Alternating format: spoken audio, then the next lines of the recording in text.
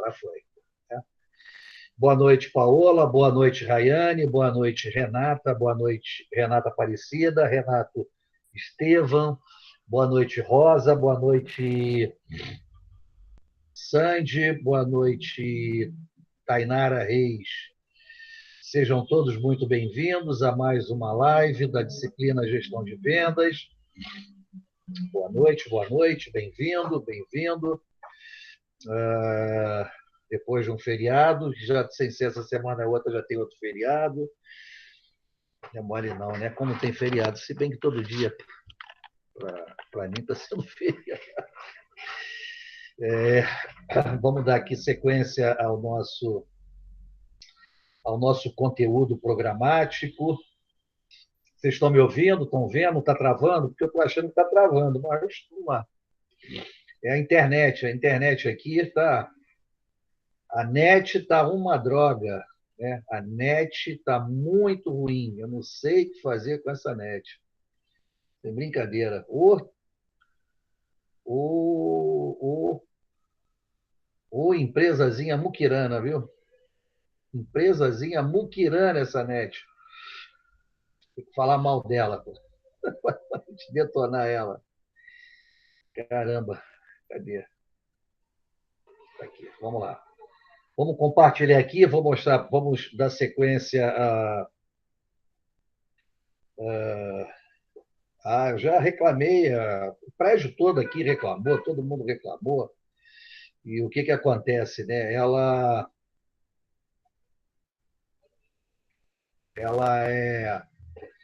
parece que agora vai dar um desconto. Ainda bem, né? Depois de dezenas, centenas, milhares de reclamação, agora ela vai dar um desconto para o pessoal. Nos dia de jogos aí, quem comprou pacote, né, do pay-per-view aqui no prédio está roubado, não está conseguindo ver. Porra, toda quarta e quinta parece que eles fazem de maldade. Cai e só vem de madrugada, ou só no dia seguinte. Aí você fica sem televisão, você fica sem. Você fala depois, quando a gente terminar aqui, você fala sobre a prova. Então, a gente tem que acompanhar, porque não é fácil, né? Então, vamos lá, vamos dar sequência aqui ao nosso conteúdo programático e vamos falar de uma disciplina, de uma ferramenta, de uma estratégia chamada curva BC, né? A curva BC, ela nada mais é do que uma estratégia, né? Um relatório que facilita ao gerente de vendas, ao gestor de vendas, a verificar quais são aqueles clientes que possuem uma maior e melhor participação, né? Então, ela ajuda nesse contexto, ela ajuda nesse sentido. E como é que é feito isso, né? Existem como é que se diz? Existe uma equação que diz que 20, 30 e 50. Eu vou mostrar aqui para vocês, para ficar mais fácil o entendimento, numa planilha, né? Eu acho que fica mais fácil aqui na planilha, né? Então, olha aqui, ó. Nós temos na ABC, né? A ABC nada mais é do que um desdobramento do Valfrido Pareto, né?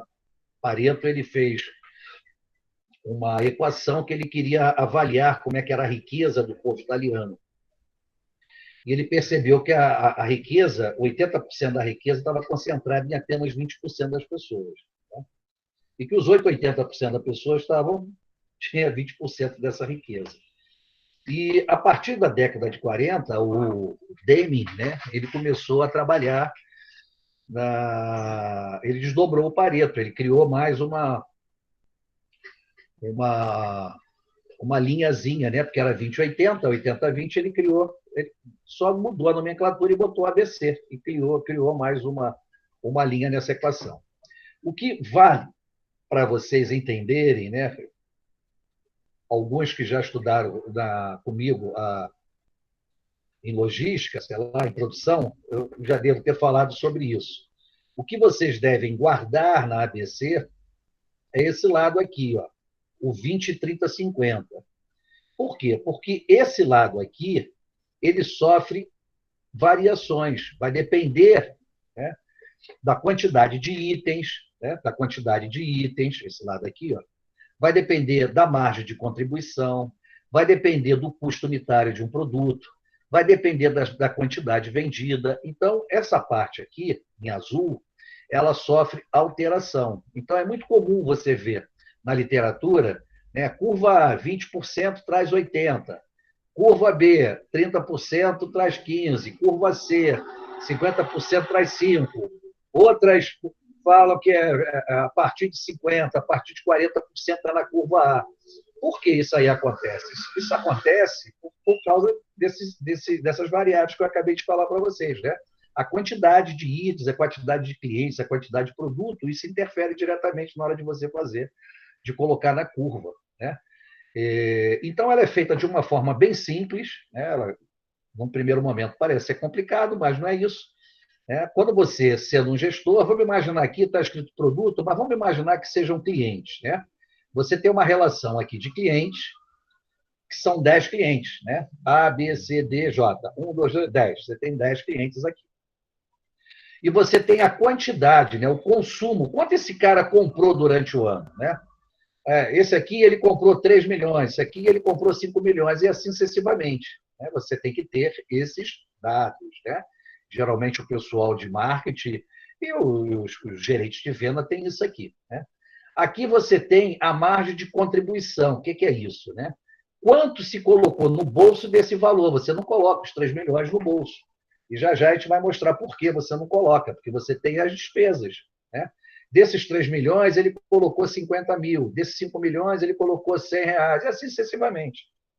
Bem, você tem aqui, né, a quantidade e você tem a margem de contribuição. Nós estamos imaginando que aqui seja cliente, tá? Vamos imaginar que aqui seja cliente, que aqui está como produto, e aqui seja a margem de contribuição, né? Margem de contribuição. Vamos imaginar que seja isso, tá? Para ficar mais fácil. Né? E aqui foi a quantidade vendida que ele comprou. Então, você tem aqui, ó, consumo, né, a compra dele e a margem de contribuição. Você multiplica que você vai encontrar aqui os valores. Né? Você vai encontrar aqui novos valores, que são esses valores aqui. Né? É a margem versus o consumo. Aí, o que você faz? Você coloca em ordem decrescente. Você pega lá os produtos, né, com a maior, ordem decrescente é o quê? Do maior para o menor. Então, você pega lá, o E aqui foi o maior, então o E passa a ser o primeiro. Aí você leva para ele o valor dele. Ó. O segundo foi o J. O J está aqui 640, ele passa a ser o segundo, e assim sucessivamente. Você vai colocando na ordem, né? Vai botando numa ordem. Agora eu quero saber quanto cada um desses clientes, está aqui a ordem, né? Eu quero saber quanto cada um desses clientes ele representou do meu negócio. O que eu faço? Eu somo todo o total, vou encontrar aqui um valor, né? Botei esse valor. E agora, o que eu faço? E agora eu vou pegar cada um dos itens, né?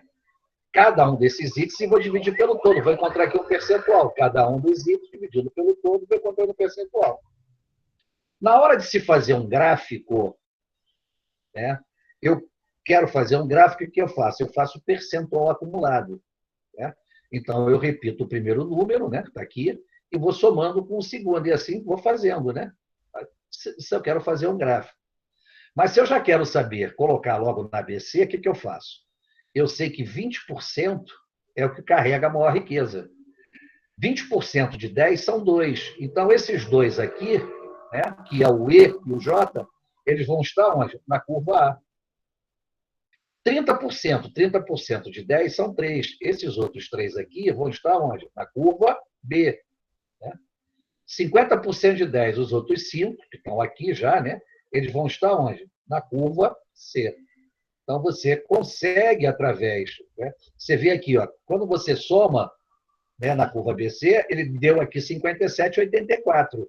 Né? Aí você fala, mas não está dizendo que é 65? Aí volta naquilo que eu falei com vocês. Né? Essa parte daqui, ela sofre o quê? Variação. Ela não é fixa. Então, ela tem oscilações nos números. Tanto é que, se você for ver determinados a literatura, você vai encontrar autor, cada um autor colocando lá um valor. Né? Cada autor colocando, tem autor que coloca acima de 50%. Se você tiver 3 itens, né? Você vai, um item só já pode dar 90%. Aí você fala, pô, um item só já deu 90%, está na curva A. Né? Então, esse lado de cá, né, que é o lado da lucratividade, da rentabilidade, ele sofre alterações, que é diferentemente desse aqui. Esse aqui ele permanece fixo. O 20, 30, 50 está dentro do conceito.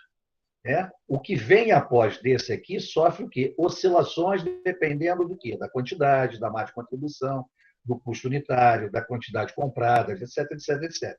Então, você imagina, se você tem que fazer uma curva ABC de, sei lá, 50, 500 itens, né? Você não vai conseguir nunca chegar a uma conclusão de bater 65%, 70%, 80%. Né? É quase que inviável, não tem como.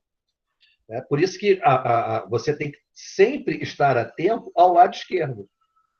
Né? Porque o lado direito vai sofrer o quê? Oscilações. Então, essa é a curva ABC.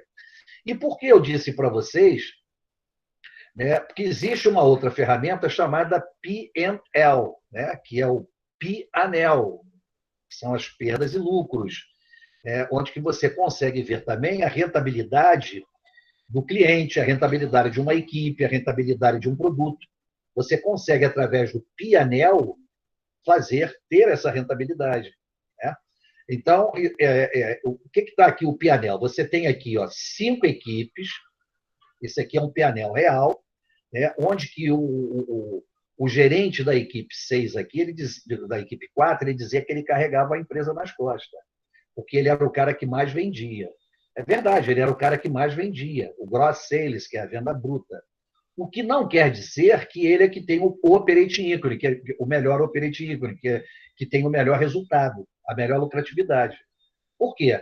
Porque a empresa não desembolsa, não coloca no bolso a venda bruta. A empresa não coloca no bolso a venda bruta.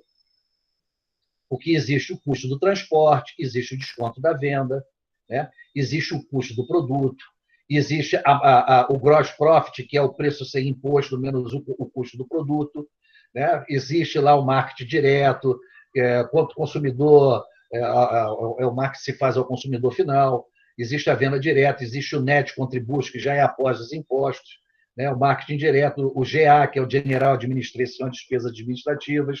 Então, você tem uma série de despesas que, quando você tira, olha aqui, quando você tira, né, ele foi o que mais vendeu, mas quando você vai tirando as perdas, olha o percentual que ele teve. Dentro de todas as regiões das equipes, ele é o que apresenta o quê? A menor rentabilidade. Aí fica aquilo ali, o líder tem aquela equação, né? É melhor eu pulverizar o meu produto, né, a minha venda, com o maior número possível de clientes, e ter uma rentabilidade menor, ou eu ter poucos clientes e ter essa mesma rentabilidade. Aí fica a critério de cada líder, de cada empresa, do segmento, do ramo de atividade, da estratégia, do planejamento da empresa. Mas o importante era que você tenha o maior número possível de clientes e ter uma lucratividade dentro dos padrões acessíveis.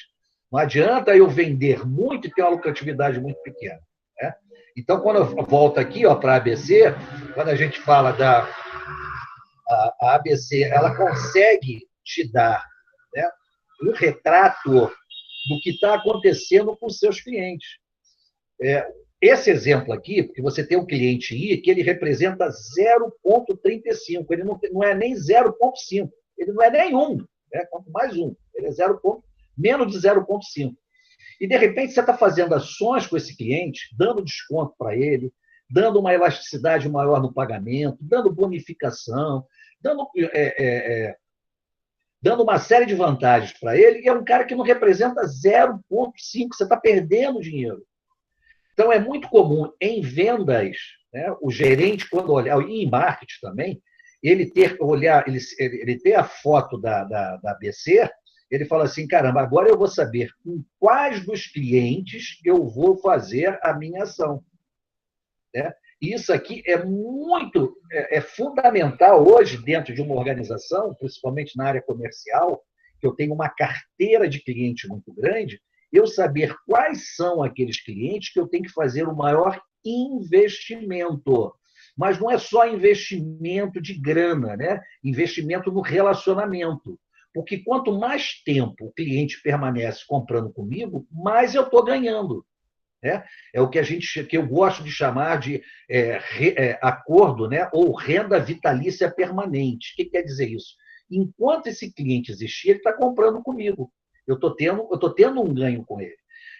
Mas por que tem que acontecer isso aí? Não adianta nada eu ter aqui 0,35 ter um cliente desse aqui. Né? Porque, de repente, eu estou perdendo, estou deixando de ganhar, podendo fazer ações no cliente E, que está com 36%, de repente eu faço uma ação e melhora a rentabilidade dele, ou num cliente desse aí, que esteja na curva B, eu possa fazer uma ação para melhorar a rentabilidade. De repente, eu estou aqui nesse cliente investindo e ele não sai do lugar. Né? Outro aqui, ó, que é o cliente D, ele não representa 1%, 0,71%. Né? Então, isso no marketing, quando você vê esse tipo de cliente, é porque ele está naquela curva do ciclo de produto, né? Ele está no declínio, que a gente diz que ele está no declínio. Se ele está no declínio, eu tenho que fazer a curva S, ou seja, reverter essa situação, criar algum tipo de estratégia, algum tipo de ação, algum tipo de parceria para tentar alavancar ele, porque senão eu vou fazer o quê? Eu vou milcar, M-I-L-K-A-R, que é milcar? É azedar o leite, é retirar esse cliente do meu portfólio de produto, para eu não perder tempo de ficar gastando o tempo com ele, podendo estar fazendo investimento nos outros. Né? Então, a curva BC e o PNL, né, o PNL, eles sinalizam para o gestor a sua tomada de decisão. Ele vai verificar quais daqueles clientes são os mais importantes, quais os clientes que eu vou ter que fazer gastar mais tempo com ele, né, ter mais paciência com ele, mais tolerância para tentar aumentar essa minha rentabilidade. Porque nem sempre, e na maioria das vezes isso é real, nem sempre a região, né, o vendedor que vende mais é o que traz para a organização a maior rentabilidade. Né? E na maioria das vezes não é. Porque quando ele vende mais, ele dá uma série de vantagens para o cliente. E essas vantagens, depois eu tenho que fazer o quê? Eu tenho que retirá-las, elas entram nas perdas. Entenderam? Então, o PNL e a curva BC são ações estratégicas que eu vou utilizar para quê? Para resolver, para verificar quais são os clientes ou quais são até os produtos, o profissional de marketing, o gerente de marketing, trabalha a ABC também muito com produto. Né? O que o pessoal da produção e da logística trabalha com estoque, o pessoal do marketing trabalha com o quê? O pessoal de marketing trabalha com produto. E o pessoal de vendas? O pessoal de vendas trabalha com cliente. Então, a curva ABC ela é bem eclética. Por quê? Você consegue, com ela sozinho, trabalhar em quatro funções. Né? Produção, logística, marketing e vendas. Cada um desses departamentos tendo uma prioridade. Né? Produção e logística é quanto a estoque. Marketing é quanto a produto. E vendas é quanto a cliente. Né? É bem verdade que se você é um líder, você trabalha nos quatro. Você vai absorver os quatro. Se você está acima de todos eles, né, você vai trabalhar a parte da produção, ver lá quanto é o custo do produto de estoque, quanto é o produto no marketing, quanto é o cliente em vendas. Ok? Então, queria deixar aqui registrado para vocês da importância de se ter o conhecimento da ABC e ter o conhecimento do PNL. O ABC não é nada complicado, né? Basta você ter uma calculadora, não é fazer cálculo pelo celular, porque não dá certo, né? Porque você tem que fazer percente. Né? E quando a gente faz aqui o acumulado, é para fazer o quê? O acumulado ele é para montar um gráfico. Eu quero montar um gráfico. Então, vamos imaginar aqui, e a ABC, ela cai muito, né? É o tipo de questão que quando você vai fazer um concurso público, como cai essa questão do ABC? Como cai, né? E se você quer fazer um gráfico, né? Aí você faz o quê? eu estou aqui fazendo um gráfico, eu vou fazer o quê? O acumulado, né? Os clientes da curva A representam 57%. Então, vamos lá. 57,27. Esse cliente aqui da curva A. Então, eu venho aqui, coloco ele. Cadê? Inserir. Cadê a formas? Cadê formas? Início, inserir. Está sem forma. Formas, vem aqui, ó. Ele está com 57%. Então, ele está aqui, ó. Né? Ele aqui, ó, ele é da curva A. Né? Eu coloco ele aqui na curva A. Né? São os produtos que estão aqui da curva A. Quem são os clientes da curva A? Está aqui, ó, né? O E e o J. Na curva B, somando dá 88,88. Então, eu tenho aqui, ó, 88,88%. Venho aqui, ó, para fazer a... Ué, tá complicado essa...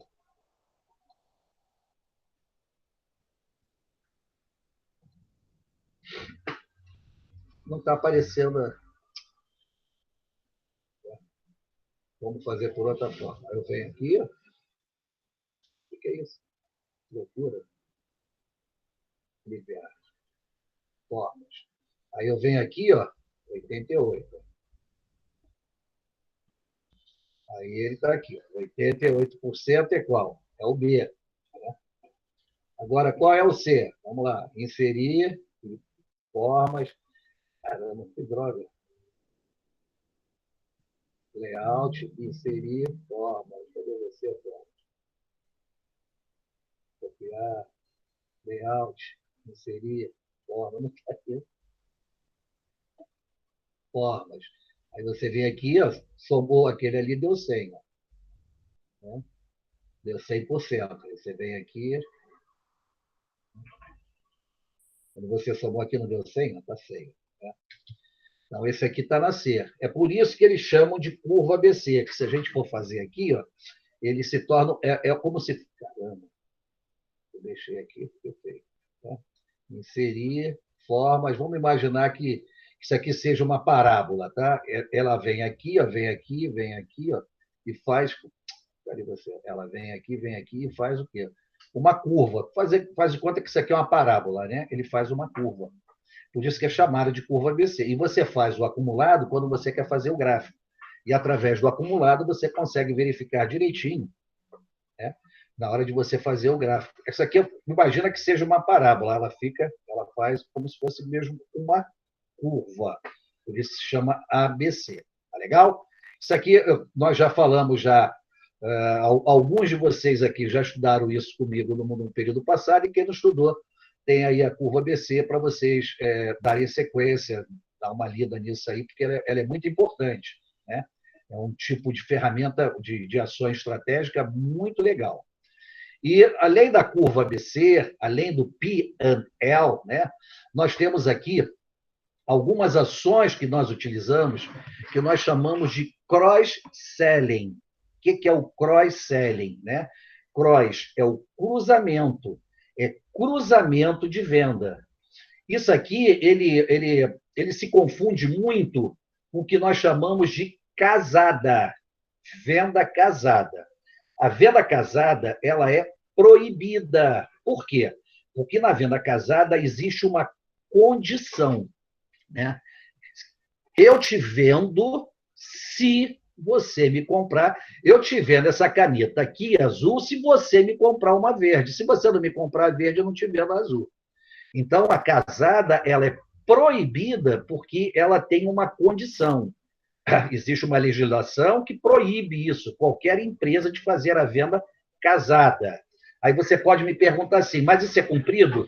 Eu vou dizer para você que eu acho que não. Né? Se você for no banco pegar um empréstimo lá, sei lá, de R$ 1.000, o gerente do banco ele vai te empurrar uma caderneta, um seguro, uma apólice, qualquer coisa, né? Um título de capitalização, e você vai sair de lá com 700. O que ele está fazendo aí? Ele está, entre aspas, né, te dando R$ 1.000, mas te dando uma condição de quê? Olha, você ter esse R$ 1.000 aqui com facilidade, você tem que fazer esse seguro aqui, você tem que ter essa poupança, você tem que ter esse título de capitalização. Isso é proibido. Muitos bancos, inclusive, foram multados por causa disso. Né? O cross-sales é diferente. São ações estratégicas que eu aumento o maior número possível de produto para o mesmo cliente. Imagine aqui, eu tenho um cliente que ele me comprou uma caneta azul. E, através de ações estratégicas, eu o convenci a comprar a caneta preta, a caneta marrom, a caneta vermelha, a caneta amarela. O que aconteceu aqui? Eu estou aumentando as minhas vendas com o maior número possível de produtos para o mesmo cliente. Então, o cross-sales é o aumento das vendas. Vamos imaginar, vamos dar um exemplo. Imagina que você vá numa loja dessa comprar um sapato. É uma loja de conveniência grande num shopping. Aí você foi lá e comprou o sapato. Aí o vendedor disse para você assim, essa meia cai bem com o sapato. Aí você, você comprou a meia. Aí ele diz assim, olha, mas essa calça aqui, com essa meia e com esse sapato, vai ficar show de bola. Aí você faz, compra a calça. Aí ele diz assim, olha, esse cinto aqui cai muito bem com essa calça. Aí tu vai, compra o cinto. E por último ele fala assim, essa camisa aqui vai fechar, é a cereja do bolo. O que está acontecendo? Aí você vai e compra. O que está acontecendo aqui? Você foi para comprar um sapato, mas você comprou a meia, você comprou a calça, comprou o cinto e comprou a camisa. Você comprou mais 4 produtos além daquele que você vai comprar. Né? Você vai trocar um pneu numa loja dessa aí que troca pneu. Aí o montador diz assim, olha, tem que trocar o freio que a pastilha está baixa. Ah, é? É. Além disso, aqui você tem que fazer uma cambagem, que ela vai ficar assim. Além disso, você tem... Quer dizer, ele te empurra no final. Você foi para trocar um pneu, você compra, você adquire mais uns 5 ou 6 outros itens que você não foi para comprar. Isso se chama cross-selling. São vendas cruzadas. Não existe condição.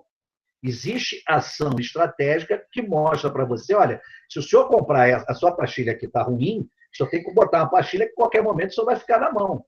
Aí você vai, bota a pastilha. Você tem que fazer, o senhor tem que fazer essa cambagem, porque um pneu novo ele tende a puxar para o outro lado, e para ficar tudo igualzinho, né, tudo alinhadinho, o senhor tem que fazer isso aqui. Ele está te dando o quê? Ele está te dando argumentos e você está sendo convencido desse argumento, está comprando. Então, isso aí é o quê? Isso é a venda cruzada, ok? É o aumento do maior número possível de produto para o mesmo cliente. E o que é o up? Né? Up, crescimento. Né? Upselling é o crescimento da venda. É parecido, mas só que, ao invés de ser vários produtos, é de um único produto. Imagina, eu compro aqui uma caneta azul. Né? Eu vendo para o cliente uma caneta azul. Então, eu chego para ele, através de ações estratégicas pré-determinadas, e digo para ele assim, olha, se o senhor me comprar 5 canetas, vai ser um benefício, vai ser isso, vai ser aquilo. Quer dizer, ele comprou 5. O que aconteceu aqui? Eu aumentei as minhas vendas para o mesmo cliente. Só que agora foi de um único produto. O que o cross são vários produtos, o up é de um único produto. Em ambos os casos, são para o mesmo cliente e são um aumento de vendas. Só que um é com o maior número possível de produtos e o outro é com um único produto. Essa é a diferença do cross-selling e do upselling, que são ações exercidas na venda. Nós temos ações de cocooning, né? Cocooning, como é uma palavra no gerúndio, para traduzir isso aqui,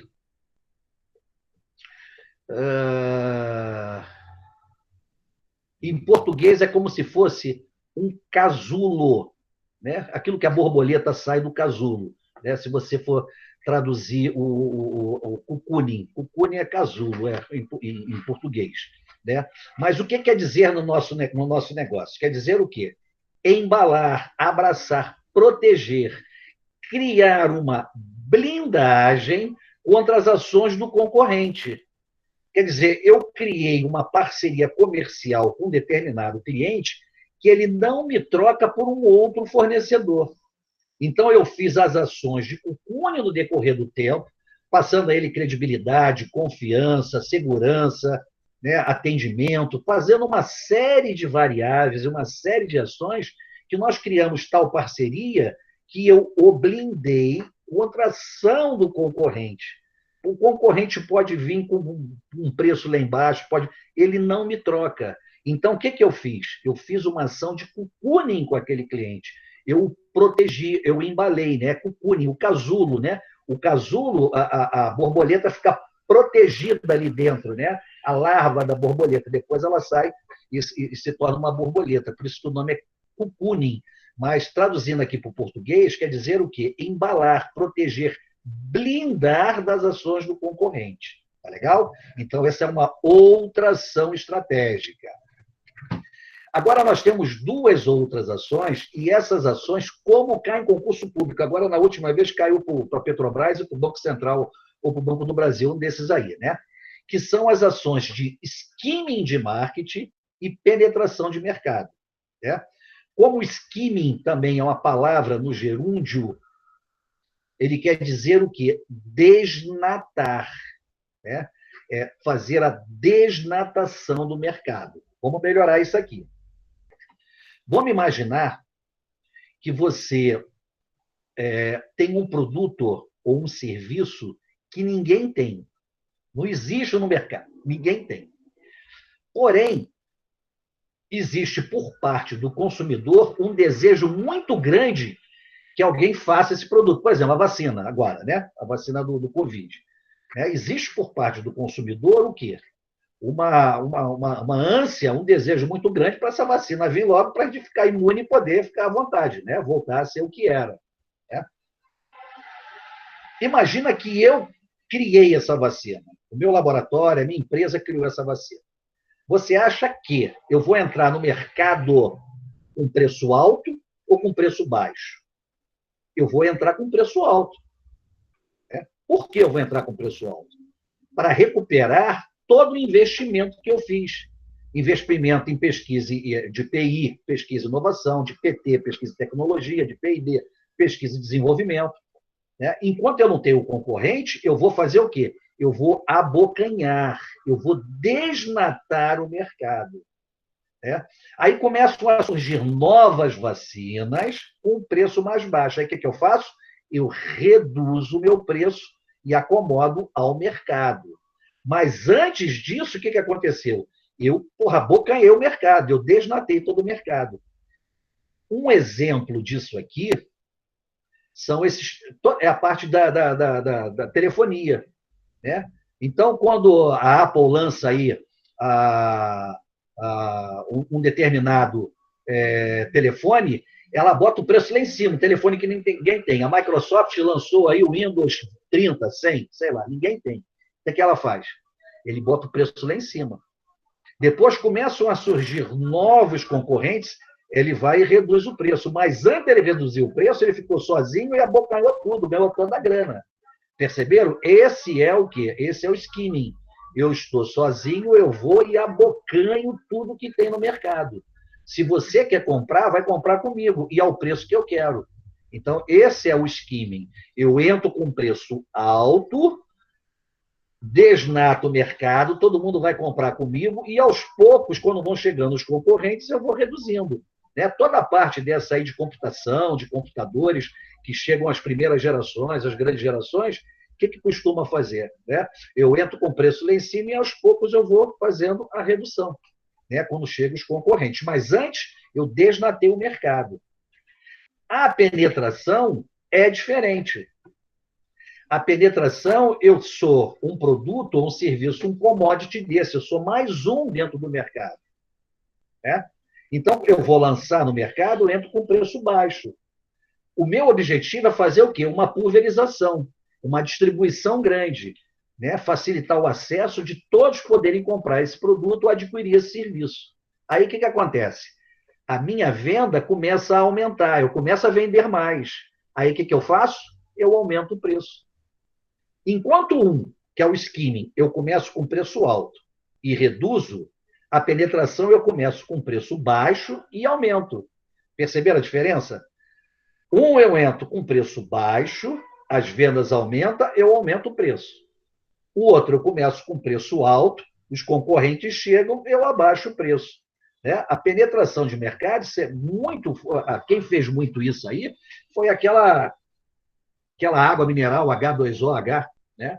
Ela começou com 50 centavos, de uma hora para outra, hoje você compra 4, 5 reais uma água mineral, uma água daquela. Por quê? Aumentaram as vendas, eles automaticamente vão aumentando. Guaravita, né? Clube Social, esses biscoitos aí, eles começaram com um preço popular, e à medida que o aumento que o consumidor vai comprando, ele vai aumentando de forma gradativa. Né? Eles fazem o diferente do skimming.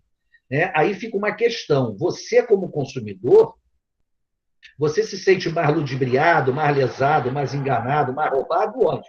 Né? Do que começou com preço alto e baixou, ou que começou com preço baixo e aumentou. Né? Então, existe aí essas duas ações que são realizadas em vendas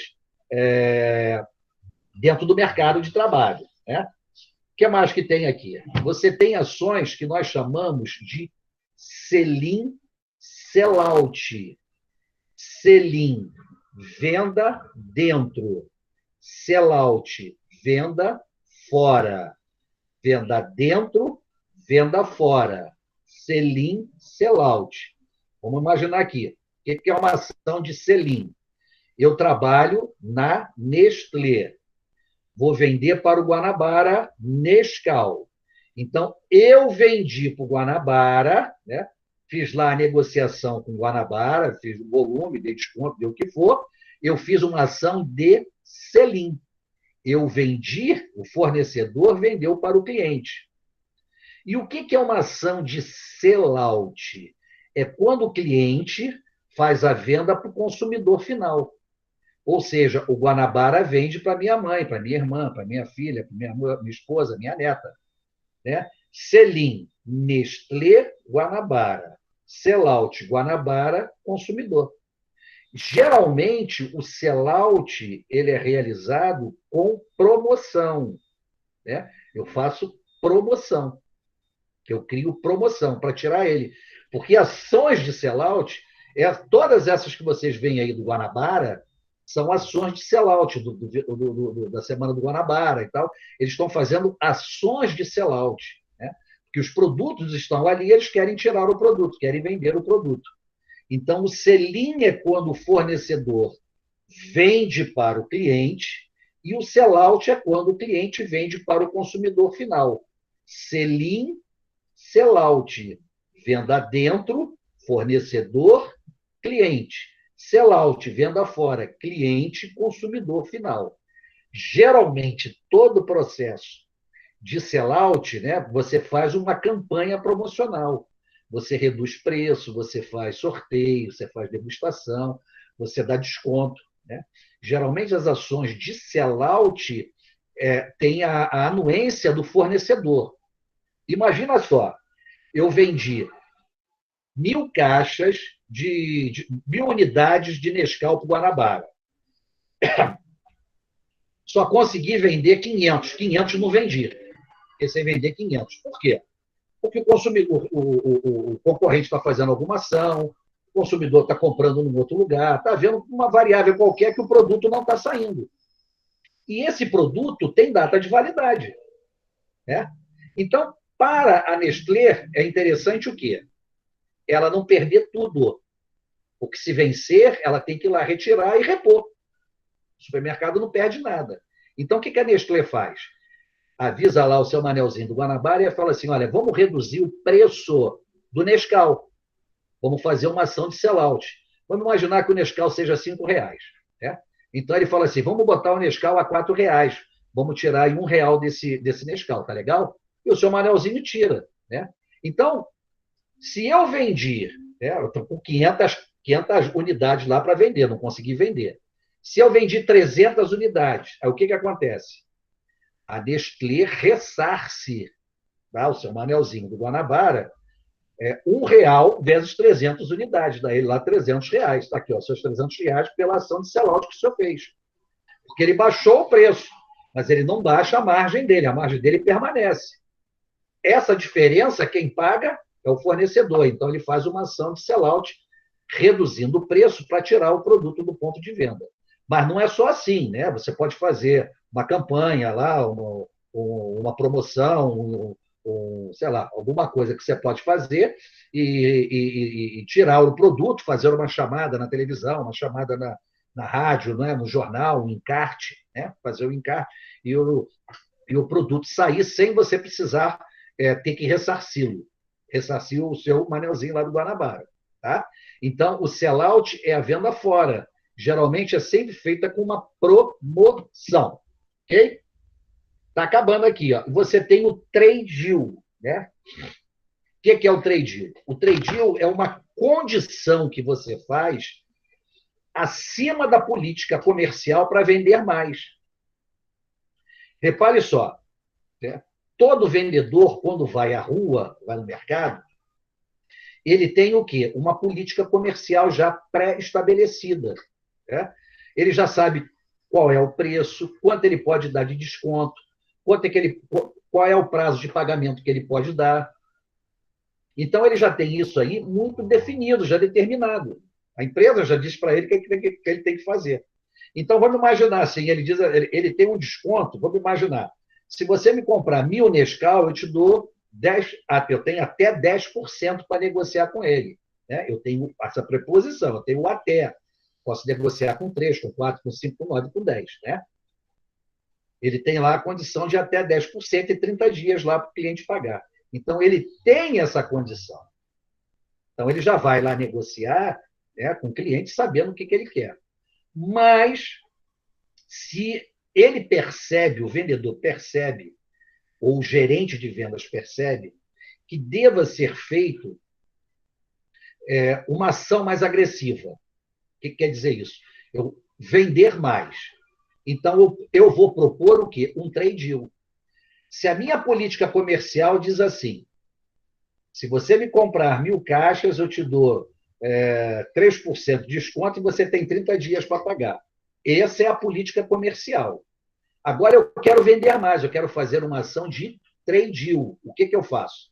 Eu chego lá para o seu Manelzinho e falo, seu Manelzinho, se o senhor me comprar 3.000 Nescau, veja, você na política comercial tinha 1.000, é isso? Ele fala assim, eu quero que o senhor me compre 3.000 unidades de Nescau, eu lhe dou 6% de desconto e, além dos 30 dias para pagar, eu lhe dou mais 15 dias free, né? 15 dias livre. O que está acontecendo aqui? Eu estou aumentando o volume de vendas, em contrapartida, eu estou aumentando o desconto e estou aumentando em mais 15 dias no pagamento dele. Então, isso nós chamamos de trade deal. O trade deal é o que se faz acima da política comercial em troca de volume, em troca de quantidade. Né? Então, ele me compra 1.000, ele vai passar a comprar 3.000. Eu dava a ele 3% de desconto, vou dar a ele 6% de desconto. Ele me pagava em 30 dias. Ele, além dos 30 dias, eu vou dar a ele mais 15 dias, ou seja, ele vai me pagar com 45 dias. Então, o que eu acabei de fazer? Eu fiz uma ação de trade deal. Eu fiz um plus, né? Eu dei um algo a mais da política comercial em troca de volume. Isso nós chamamos de trade deal, ok? E você tem o que nós chamamos de trade-off, né? O que é trade-off? Trade-off é uma escolha. Eu tenho lá uma carteira de clientes com 100 clientes. Eu não posso fazer essa ação de trade deal com todos os clientes. Não posso. Eu tenho que escolher os principais clientes para fazer essa ação. Né? Então, o que é o trade-off? Eu vou escolher entre todos os clientes que eu tenho aqueles que eu irei fazer a ação de trade deal, aquela ação que eu expliquei ainda agora. Perceberam? Então, vamos lá, vamos voltar aqui. Cross-selling, aumento das vendas com o maior número possível de produtos para o mesmo cliente. Upselling, aumento das vendas de um único produto para o mesmo cliente. Ponto. Ações de cocooning, eu blindo, eu protejo esse meu cliente contra a ação do concorrente. Cross-selling, venda cruzada. Né? Eu vou. Cross-selling eu já falei, cross-selling é o maior número possível. Sell-in e sell-out. Sell-in, venda dentro. Fornecedor-cliente. Sell-out, cliente-consumidor final. Trade-in, plus, o algo a mais que eu dou na política comercial, já pré-estabelecida, para o aumento das minhas vendas. Trade-off, a escolha que eu faço dentre os principais clientes, aquele que eu vou fazer a ação de trade-in. Ponto. A pergunta é simples. Alguém ficou com dúvida em algum esses nomes, que são nomes que nós estamos vendo aí, que são nomes em inglês, tem nomes em inglês, mas a tradução não é complicada. Alguém ficou com dúvida? Alguém ficou com alguma dúvida em relação para que a gente possa explicar?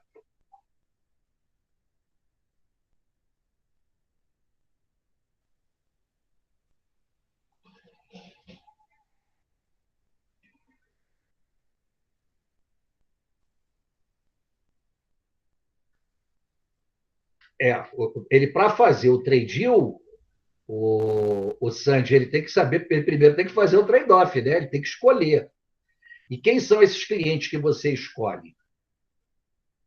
Os clientes que você escolhe são os formadores de opinião, são os clientes que têm uma maior rentabilidade lá da curva BC, está lá na curva A, né? São clientes que têm estratégicos. Então, você vai fazer. Você não pode fazer o trade-in para todo mundo, não. Você tem que escolher quem você irá fazer. Né? Então, são ações que são utilizadas no dia a dia. E é importante que você, que o gestor, né, o gerente, ele tenha esse conhecimento. Ele tem que ter esse conhecimento. Porque o que acontece muito, né, é que a gente percebe que tem determinados profissionais, né, infelizmente, né, existem determinados gestores que não têm o conhecimento prático da coisa. Né? E o que acontece? Né? A gente fala, meu Deus do céu, e agora? Né? O que eu vou fazer? Quem poderá me ajudar? O que eu posso fazer? Né? Que zebra que vai acontecer? E isso acontece muito, muito, né? Porque são profissionais que não detêm como é que se diz? O conhecimento sistêmico do negócio. Né? Então, para você fazer esse tipo de ações, é por isso que eu digo, tem determinadas empresas que falam assim, meu Deus do céu, por que determinados produtos não estão tendo a lucratividade que eu preciso ter?